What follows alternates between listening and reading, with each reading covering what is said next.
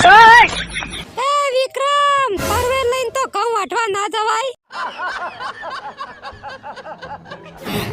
ના દીકરા, તને ઘઉં વાટતા જોર આવતું હોત મત જા, પણ તરવેલી કરીને તો ઘઉં ના વાટવરોય.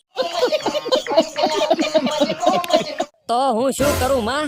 અરે હાથે કોઈ દાડો દાતરું નહીં પકડ્યું અને અમે માર કાકો આખો દાડી લોહી પી જાય છે કે વિક્રમીઓ ઘઉં વાટવા નહીં જાતો, એટલે કીધું આજ તો તરવેલી કરીને ઘઉં કાપી જ નાખોરા. ના દીકરા, મોહન તાર કાકો બે ઘઉં વાટશે પરા હો.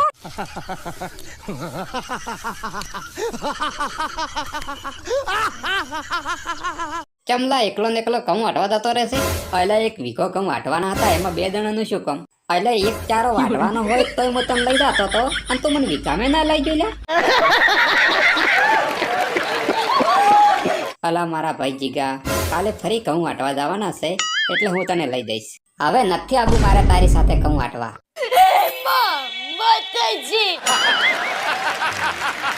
અરે તારી પાસે તો દાતરડું નતું, અને મેં તને જે ઘઉં વાટવા દાતરડું આલ્યું હતું ને એ પાછો આલ દેરો નહીં.